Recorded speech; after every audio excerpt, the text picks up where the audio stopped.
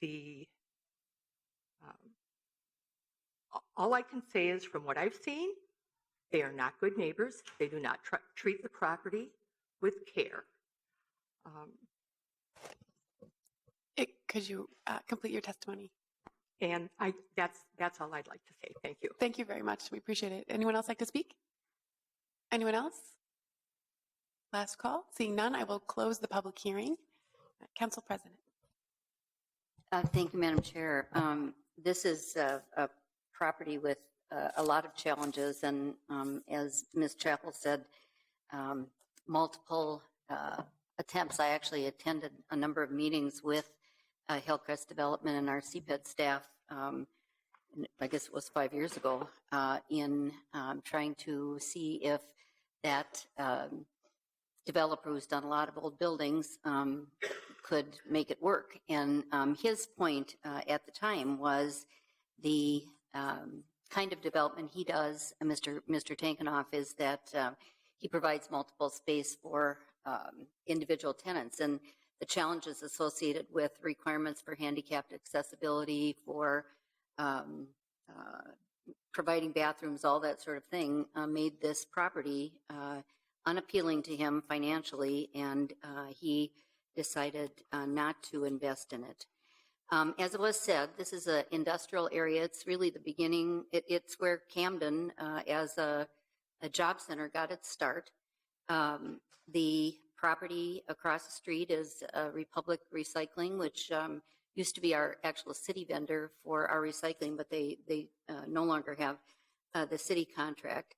Across the street is Hirschfield's paint manufacturing on the other side of Lindale Avenue, great employer. Impact Mailing, also another great employer across the street. So it's a strange zoning part of our city, but it is a part of our city that produces jobs and is important. I do think that there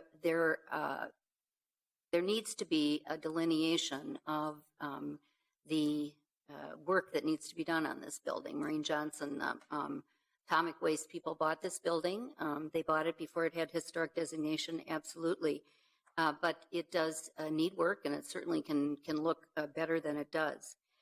And I want to take them at their word that they want to work with us to try and improve this site, because it has many, many challenges. So I'm going to move, Madam Chair, to grant the appeal in part, and if staff can help me draft correct language, I would move that we allow partial demolition of the office building, preserving the original office building, and that we approve demolition of the brick pattern vault and approve the addition to the factory building with conditions. That Atomic replaced the windows that are now covered with plywood in the factory building, and that the addition that's built must use compatible materials to the existing building. So in other words, brick, and then mirror the roof lines of that existing factory building. I do think this addition to the building will allow better use of the site, in that the plywood, as it's shredded right now, is dropped on the ground, and this will allow that process to be enclosed. So it should help with air quality. It should help with, obviously, the use of the materials not getting wet. So that's my motion, and so staff can help me draft it in a correct way if I'm incorrect. All right, thank you, Madam President. So, just to restate, unless staff would like to, the motion is to grant the appeal, allowing for a partial demolition, as well as to approve the certificate of appropriateness with several conditions. That sound right? Chairman Bender, I think Council President Johnson's intent is to identify the north addition to the original building on the corner and the west addition that staff member Vole identified as being later additions, and I think that's what the intent is, to allow demolition of this by preserving the corner building? Yes. Okay. Mr. Nielsen, did you have clarity? Yes, Madam Chair, you stated the motion correctly. It's a motion to grant the appeal in part to allow the things that Council President Johnson stated with Steve's clarification, essentially. Perfect. And Madam Clerk, we will get you the motion in writing so we can make sure it's correct for our council meeting on Friday. Is there any discussion on the motion? Seeing none, all those in approval, please say aye. Aye. Any opposed? That carries. Thank you. Thank you, everyone who came to speak on that item. So that moves us to item number 7, which is considering the local historic landmark designation of the Snyder Mansion at 2118 Blaisdell Avenue, beginning with a staff report. This does not have a public hearing. That public hearing was at the Heritage Preservation Commission, and we do have the transcript of that whole meeting, including the public testimony in our packets in front of us. So, Mr. Schaefer, when you're ready, we are ready for you.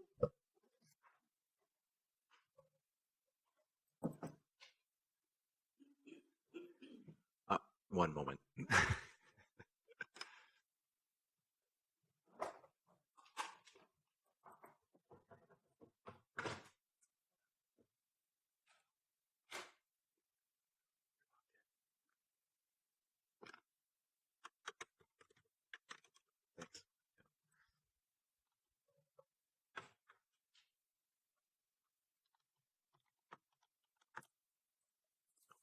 No pressure. No pressure.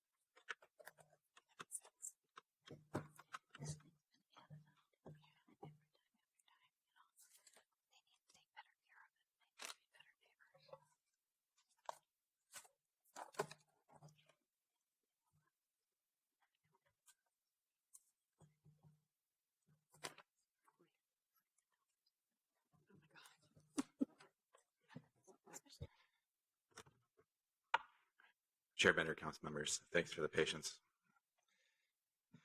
What you have before you today is a designation of the Snyder Mansion located at 2118 Blaisdell Avenue South. This property was nominated by HPC Commissioner Constance Fork back in February of 2017. CPED worked with a principal investigator and researcher, which is Preservation Design Works. CPED reviewed the process, reviewed the qualifications, scoped out the work. Interim protection was extended in February to allow us to complete this process, and that will expire at the end of August or the middle of August. So 2118 Blaisdell Avenue South is a 2-story mansion that was constructed in 1913. To the rear, you can see in this image, this is an image from the late 60s.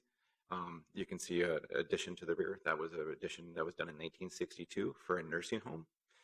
And currently the site, you can see to the right of this photo, there's a home there. That home is no longer extant. That's a parking lot for the current use.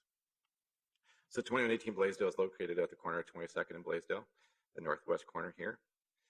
An aerial photo, north is to your right on your screen on this side. You can see the existing building, the original building from 1913, the 1862 addition, and the parking lot to the north. Just some images. The property was designed and built by Ernest Kennedy. It was actually a wedding gift to the Snyders from Fred Snyder, the father. It was, as he said, and it's quoted in the designation study, this will be the finest home in all of Minneapolis when he granted it to his children. This is facing the front entrance, located here along Blaisdell. This is looking northwest at the building, looking along 22nd, and you can see the addition. You can also see the decorative stonework and a lot of the decorative features. This was a Renaissance Revival style architecture, and a lot of the detail remains, even though the addition to the rear does compromise a little bit of the integrity for that architectural type. You can see some of the detail of that stonework on the building. This is a picture looking south, looking from the parking lot. This is where that previous home that was demolished in 1869 formerly stood. And you can see the addition to the right, and you can see the addition from the 60s from the west facade.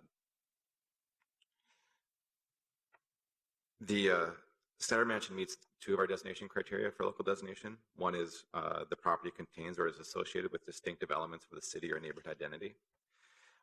It's distinctive as an associated element of the Whittier neighborhood identity.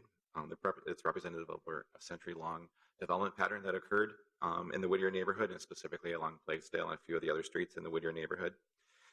This is redevelopment, adaptation, and growth. In the early decades of the 20th century, Blaisdell, Pillsbury, and Stevens Avenues were home to large, distinctive, architecturally designed homes. Young, wealthy families were moving in at the time.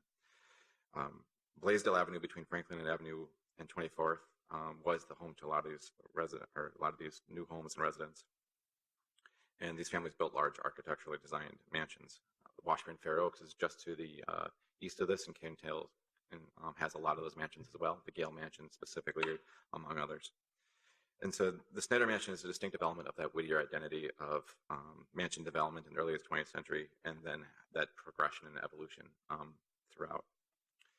Additionally, the project meets criterion 6. The property exemplifies the works of master builders, engineers, or designers, or architects. The building was designed by Ernest Kennedy. Ernest Kennedy is considered a master architect within the city. He's done work that's been designated, including the Gale Mansion, the Pillsbury home, and several properties in the University of Minnesota. He's known for his revival style architecture, and despite the addition, which diminishes the building's ability to reflect that architectural type, it does still reflect his skill as an architect and his mastery of architecture and the design features. Many of the design features still are extant, except for those on the west facade that have been removed with that addition. Additionally, Kennedy is known for his high design of interiors, and the interior of this property follows that. This is the central hall. It's a 2-story central hall within the building. It's decorative marble and stonework and plasterwork. Here's another photo of that. It's a 2-story with a barrel vaulted ceiling, balcony that goes around it to the bedrooms and private spaces above in the second story. And also known for his really work for his woodwork and decorative plasterwork. So this is mahogany wood paneling that's throughout the loggia, the living room, and the library. And there's also a basement billiards room, which has been altered. You can see the pink carpet. That pink carpet runs everywhere upstairs in the second story. I think the previous owner must have got a good deal on that, because that same wallpaper and that same carpet run through a lot of the property. The building was designed with this idea of a great hall, kind of these big public spaces, and then there was a central hall downstairs in the basement, which was kind of the place where you'd come for parties and events. That space has been altered significantly. The historic details have been lost. There's been a drop ceiling. There's been a lot of other alterations. However, the billiards room, which is just up this kind of little bit of a stairway as you come down, kind of like a mezzanine level, does retain a lot of the woodwork and original details, despite the fact that you see pink carpeting and interesting wallpaper. The chandeliers also are not original to the property. The previous owner was a door and salesman and other kind of antiquities, I believe, and a lot of things are put into this property that look like they might fit, but they're a little bit more gaudy or ornate than they really are, and probably are not original. So with that, staff does believe that the property meets the designation criteria for local designation of criterion 3 and 6. But we're also recommending something that is a little bit different than we've done all throughout, is including some of the interior features because of Kennedy's work, because these specific features are public features that we feel are intended for the public to be seen, not typical of a private residence, but more of part of this piece of a place that held kind of high society luncheons, tea parties, and other parties. The society papers are filled with mentions of going on to this property held by the Snyders. So the idea that this was a showpiece, it was given as a wedding gift, identified as a showpiece. This idea that it was supposed to be a public space, we feel it's a little bit different than a typical single-family home residence, and starts to be a little bit more akin to something you would see as traditionally a public space, where we might include interiors, such as a theater or others. So we've looked, and there are 4 properties that were designed and built and operated as single-family residences, and one of those that still is, actually, or 2 of those there still are. And we included these these were local designations that had interior designations. And this includes 2008 Pillsbury Avenue, which was designated in 2011, 1711 Emerson, which is the Elizabeth Quinlan House, which was designated in 2010, 5100 Nicollet Avenue South, which is the Harrington Beard House, and that was designated in 1995. And then 2540 Park Avenue. This is the Charles M. Harrington House, designated in 1988. So these are 4 examples of over 160 local designations. So it's not something that's incredibly common, but something that we have the ability to do. Additionally, most of our designations prior to about 1990 didn't distinguish between interior and exterior. That was more of a process the city used to really regulate properties to ensure that we didn't run into concerns with staff trying to review everything going on a property. They're more specific on what that contributed to. So there may be other designations that were done that list interior features that we just aren't fully aware of because we have over 166 local landmarks and we haven't gone through every one of those designations to identify those spaces. So with that, we identify first floor spaces in the designation study, and this is also in the resolution that was passed out to you earlier. That include the central hall, dining room, living room, and library, and loggia, and the billiards room. And this isn't really just designating these spaces because it shouldn't be just about these spaces. It's about the decorative woodwork, decorative stonework, and decorative plasterwork that embodies the work of Ernest Kennedy as a master architect. We aren't including mechanicals or light fixtures. We're not including pink carpeting or any other type of wallpaper and paint. And our intent is to make sure that design guidelines are incredibly tight to make sure that the property owner and staff can regulate this interior space. It doesn't change the ability to use this as a different function. It's currently being used for office space. It could be used for office space in perpetuity. It could be used for other spaces that are aligned with zoning as well. So it doesn't change that ability. It just identifies these features that we think are important. Just the understanding of the floor plate, these are the copies of the original master or floor plan, and the area in red outlines the interior spaces, and the wall and plaster work and stonework are mostly on the walls. And that's the upstairs where it just wraps around for that great hall that's 2 stories tall, and the billiards room in the basement. So with that, I can answer questions and go forward. Thank you. I do have some questions about the interior designation in particular because it's so unusual. So I'd like to understand, is it our intention going forward to consider designation of interiors of every building in the city that's nominated for historic designation? My ward is filled with buildings that were built at the same time period. So I mean, are we going to start designating people's living rooms as historic properties that then have, like, people have to come through if they want to change the interior of their homes? So how are we thinking about interior designation as a policy approach to historic designation? And I think Chair Bender, council members, that's a great question. And I think in this specific case, we looked at what we thought were considered purposely public spaces that were designed to be experienced by the public, not just designed to be experienced by a single family or their normal guests. This was a different level. So I think that level of public space is a question. I think the question about developing a better policy around this in general is something that staff can work on. In most cases, when we have a property that's brought forth nominations, kind of the entire property, and we have to make some decisions about that as we move forward into the designation. Because this one, and we knew so much about the interior spaces, it led us down a path to discussing that. I think we have to probably make sure that what we do has a public purpose. And the building was designed with a public purpose, and the spaces match that. And I think we can work a little bit more to make that tighter, so we don't have those situations where every property that's coming forward. I know you just had the Lower Hill East Historic District in your ward, that we aren't looking at the interiors of those properties, and we make those pretty clear through our work. But and I'm curious. I mean, if you look at all of the public buildings that have been designated historic landmarks, local historic landmarks, I mean, how many of those have interior designations? It's literally just these 4 buildings, or is that just the private buildings? These are just the private ones that were built as residents. We have examples of the theaters. Actually, City Hall, the atrium has that review. The Forum cafeteria, which was torn apart and rebuilt together, is really only the interior because it's sitting in city center right now. So it's really kind of those great spaces. We've done that with some of the movie theaters. Councilmember Reich, with the Hollywood Theater, included interior features, and we had to be really careful about what those were. And so it's usually theater, big public spaces that had some ornate detail that's kind of helps tell the story about the design and the use. Are there any other questions for staff? Councilmember Reich?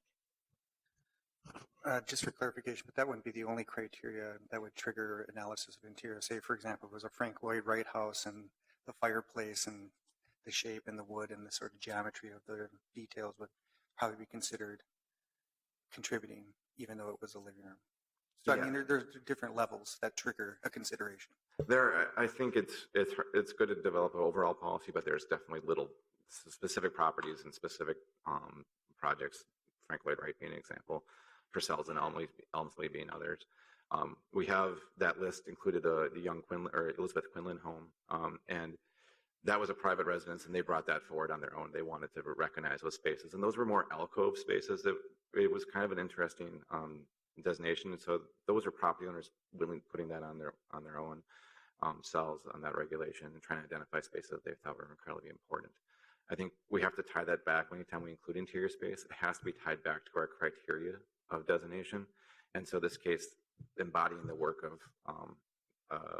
Ernest Kennedy and really being that landmark. So that's why we're not talking about the bedroom spaces or other spaces. We're trying to keep it really tight to what we think is embodies that designation criteria.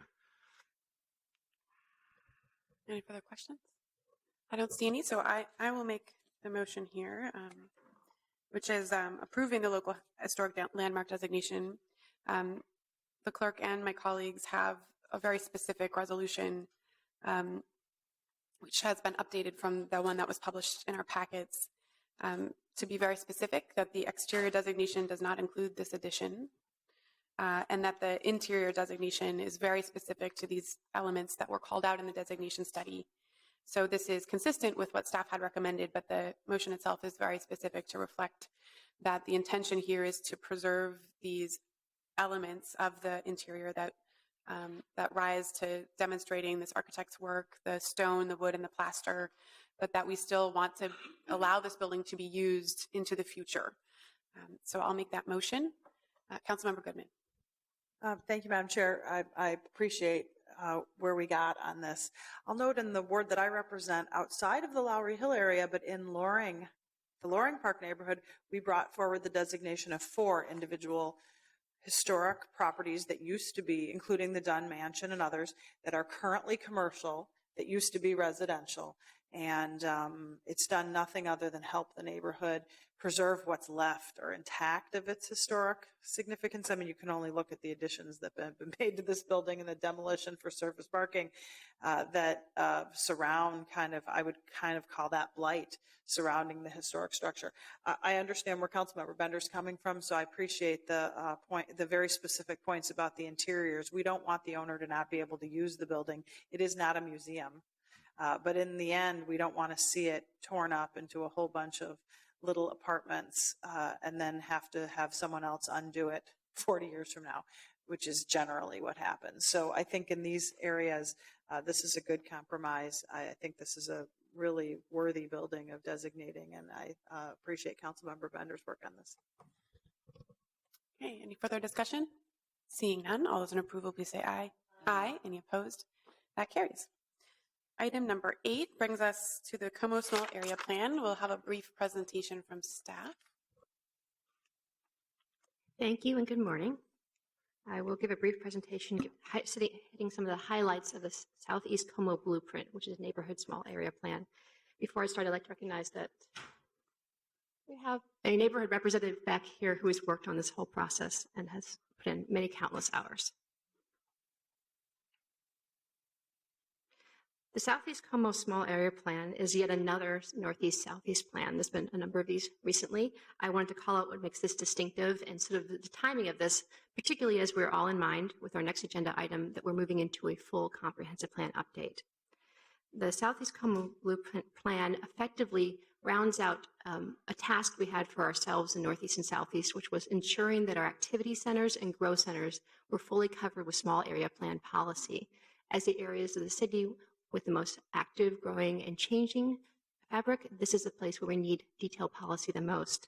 This piece fits in with the neighborhood plans surrounding it to form a more or less comprehensive framework for those areas of the community.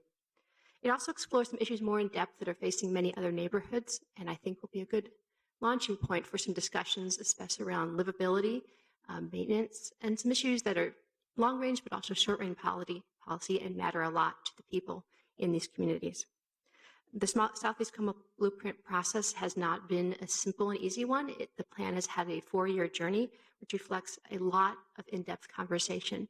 The public hearing did not have any conflict, but there's certainly been a lot of difference of opinion, and a lot of credit goes to the neighborhood for really hashing through those and saying, when people are concerned about change and growth in their area, how do we proactively and together work together to address these? This planning process was indeed neighborhood-led. I've been working alongside them, of course, as the staff, but to Katie and to the others there, much credit is deserved. This plan is not anti-growth. It directs growth to appropriate locations, very much consistent with our current comprehensive plan, and certainly as we think forward to the next plan model for how that can work as well. The focus is on the community corridors and neighborhood commercial node, which are in the center of this plan area. I can point them out on the map. Going right, this is the 15th and Como corridor. This is the East Hennepin corridor. As you can see, the neighborhood is a residential area basically surrounded by industrial. Like other plans, it looks for flexibility in the smaller properties along busy corridors. You'll see quite a lot of mixed use, not necessarily because it's envisioned as a full-blown commercial corridor, but because with the properties along these areas, it is good to be thinking about what are different ways that can meet the needs of the community, including affordable space for small businesses and flexibility for people who own those sites. The plan also is innovative in addressing how properties can be acquired and aggregated to make larger sites, recognizing that some of these very small sites are very hard to develop with something value added for the community. Though, of course, there are guidelines so that unlimited growth and unlimited density are not what's called for. The plan focuses on housing diversification and affordability, including diversification of type of household. Being near the university, there are a lot of students, and they're certainly part of the community with the desires to serve a very broad constituent, including workforce housing to serve the working people in this area. Enhancing livability. Southeast Como has been a leader in working in partnership with regulatory services and other departments to shape how we address the issues in neighborhoods around landlord maintenance and many other concerns that affect the people who live in that area. Sustainability and environment. This plan addresses and incorporates a lot of the work of the Southeast Como Green Village, which is a long-standing initiative to look at many different ways, including very small-scaled, fine-grained ways, to bring sustainability into the context of a neighborhood setting. And finally, institutional partnerships. The location near the university effectively makes it a really good idea and very much in practice with them to partner with not only the university as a whole, but with specific departments to ensure that as the planning for the institutional campus proceeds is done in concert with and compatible to the extent possible with the surrounding community. There ends my presentation. Are there questions? Any questions? I have one, which was, I may be misremembering, but I think when you came to Planning Commission, you presented that some of the new student housing in the area had kind of relieved some of the pressure on the housing units that are here. Is that true? And could you talk a little bit more about that just as we look forward to the next item? The student housing market's a very interesting subject that is definitely impacting this area. Those sitting here know, especially you know as a participant in the Planning Commission, that we've seen many large higher density projects, especially much closer to campus. Southeast Como is a little distance involved, so there's not a whole lot in this neighborhood. One of the goals has been that as this new high quality housing is built right up against campus, very walkable and bikeable to campus, that some of the pressures on these traditionally single family neighborhoods will be relieved. We are not omniscient in terms of the tracking of how that impacts, but we do have cause to believe that that is working to an extent, that these houses may be freed up for other types of folks. There's a lot of need still to make sure that they are maintained in a high quality way, invested in properly, and effectively assets to the community. But that is certainly part of the dynamic at work here. The plan, if you look at it, has a very extensive appendix that actually looks at a sort of a housing study that was done as a parallel and supporting technical document to this plan that really sort of gets into the details of how we address housing issues in this area and how we can really promote good practices. I use the word there, we, inclusively, because it addresses both city and neighborhood initiatives. Thank you. Sure. Are there any more questions?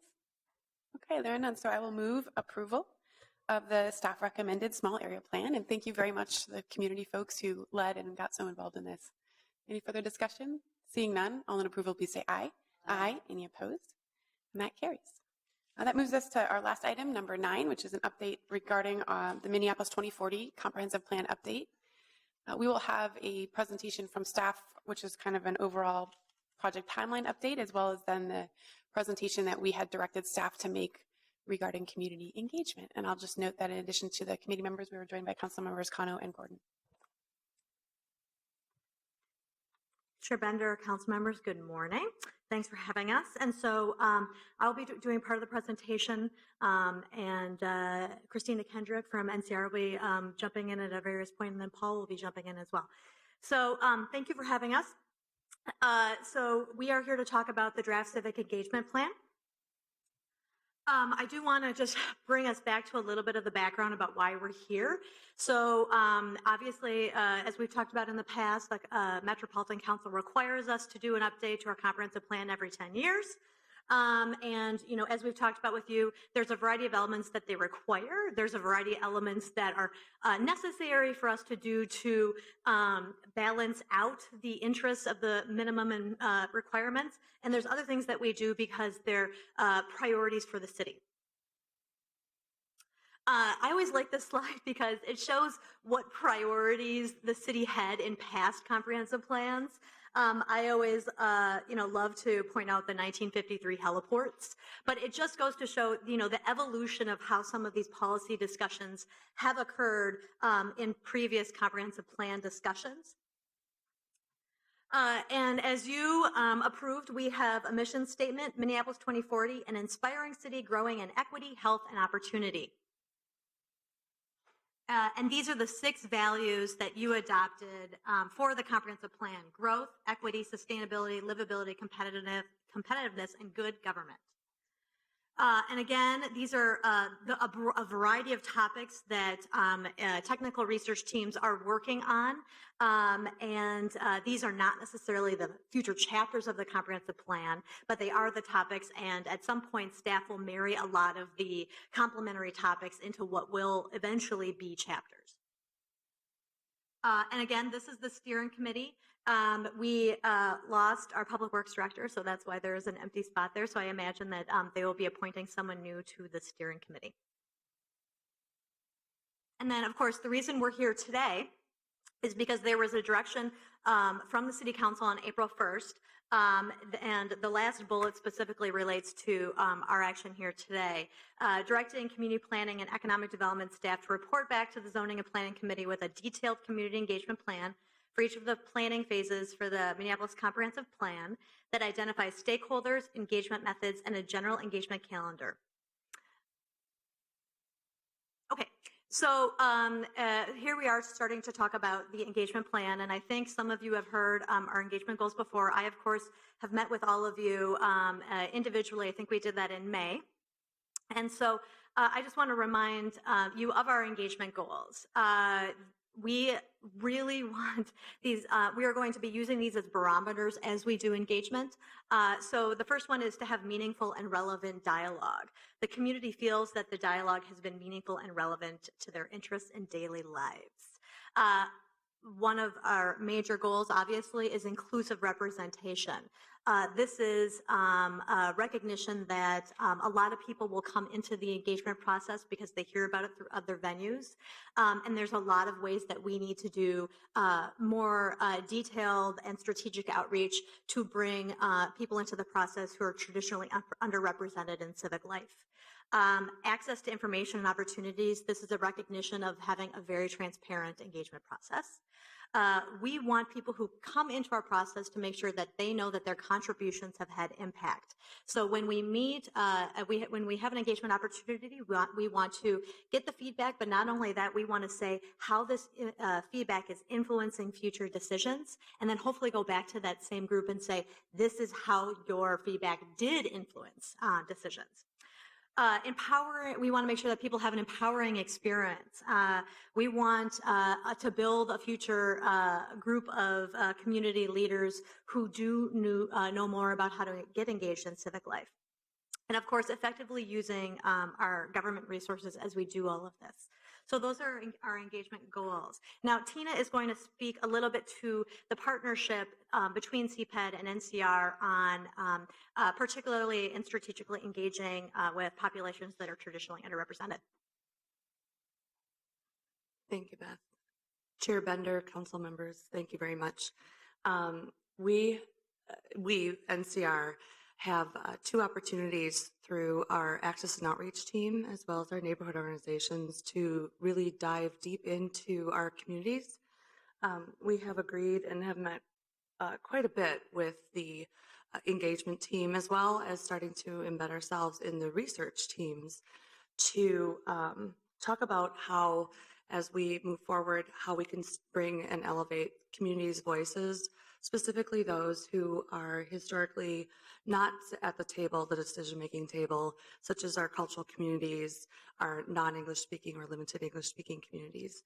So we have worked already with CPED to start connecting our engagement teams, as well as bringing the conversations to the research teams, to our communities. Some of the great examples, you'll even see some of the activities that have already happened, such as participating in Juneteenth.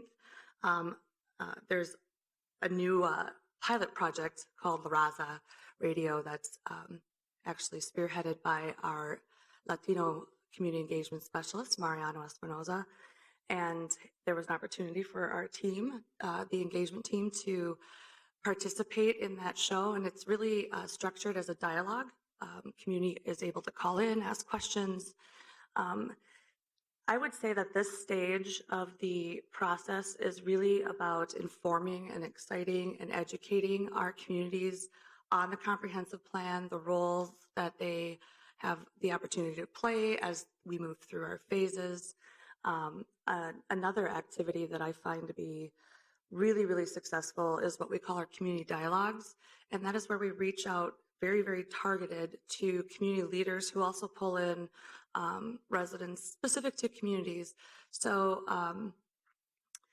we've had conversations with the American Indian community, with the Mud Group, as well as residents.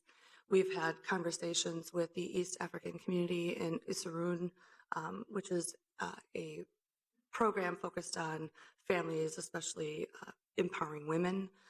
And these are intimate, back and forth dialogues. There really is no presentation.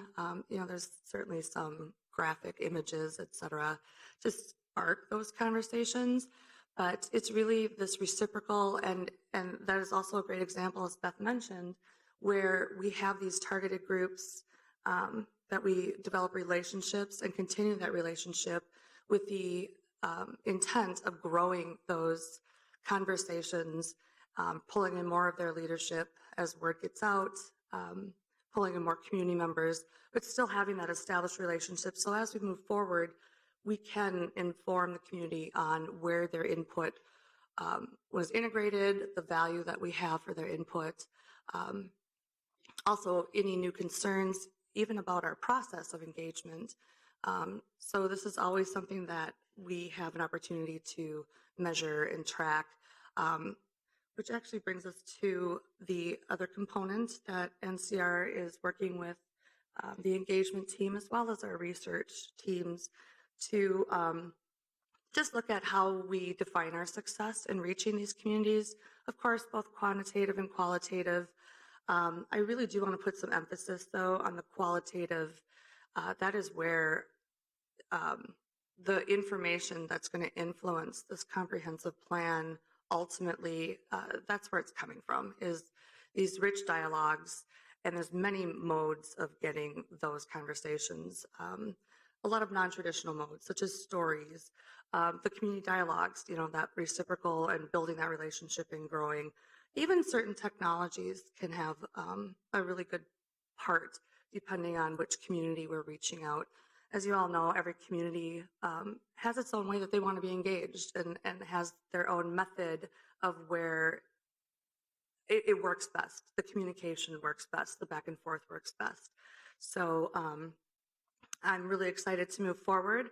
We are starting to work on just specific metrics, some examples of what we're looking at When it comes to the quantitative metrics, is the reach metrics that we've used for our resident survey, which is very culturally specific as far as our target audiences and what success and a gauge of really hearing community voice looks like.